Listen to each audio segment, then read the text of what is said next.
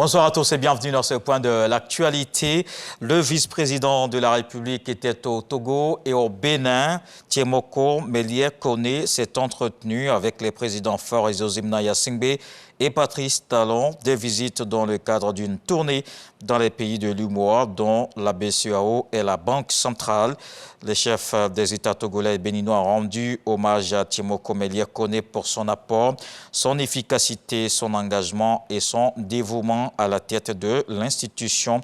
À Lomé, il lui a été décerné la distinction de grand officier de l'ordre du Mono de la République togolaise.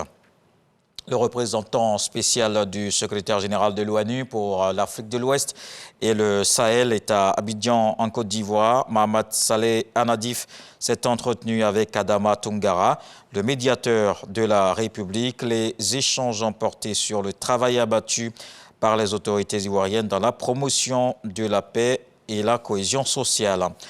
Il y a quelques jours, la police interceptait une importante quantité de drogue, 2,5 tonnes de cocaïne. Le stock a été incinéré ce mercredi en présence du directeur général de la police et le procureur de la République. 15 personnes ont déjà été arrêtées dans cette affaire. Didier Nguessan.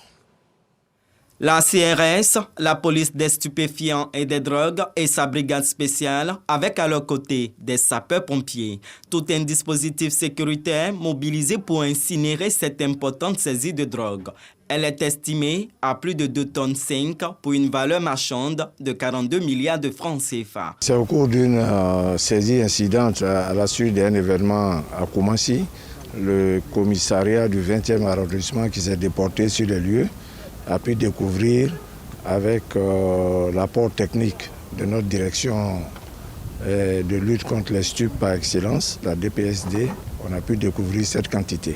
L'enquête s'est poursuivie à San Pedro et nous avons pris le gros du lot à cet endroit. C'est un trafic international. Le procureur de la République, près le tribunal de première instance du plateau, Richard Adou, a pris part à cette incinération.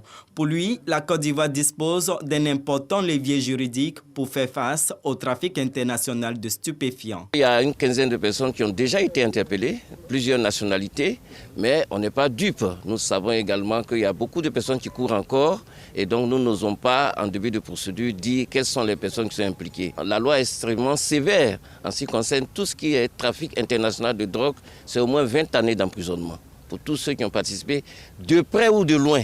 Cette saisie est un record pour la police nationale de par son volume. Les enquêtes se poursuivent pour situer les responsabilités.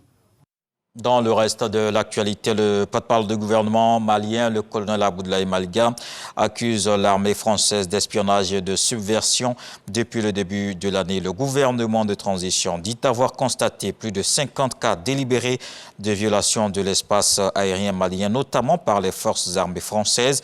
Il déplore notamment les falsifications de documents de vol, des atterrissages d'hélicoptères dans des localités hors aérodrome et des vols d'avions ou de drones de renseignement.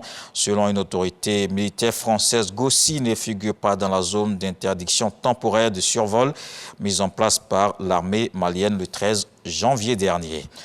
Au Bénin, le SMIC va augmenter de 30%. Il passera de 40 000 à 52 000 francs CFA.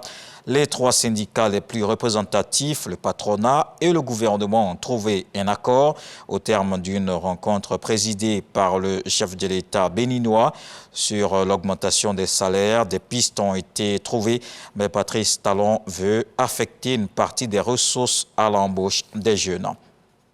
Au moins 213 personnes ont été tuées en 4 jours de violence tribale au Darfour, selon la coordination générale pour réfugiés. Les violences ont éclaté alors que des combattants armés issus de tribus arabes ont attaqué des villages massalites, une minorité ethnique africaine, en représailles à la mort de 2 membres de leur tribu. Le gouverneur a aussi accusé les forces gouvernementales de s'être retirées sans aucune justification alors que les combats s'intensifiaient dimanche. Les Nations Unies et l'Union européenne s'inquiètent d'une recrudescence de la violence dans cette région à l'ouest du Soudan. On se retrouve à 20 h pour le journal. À suivre tout de suite les infos régionales.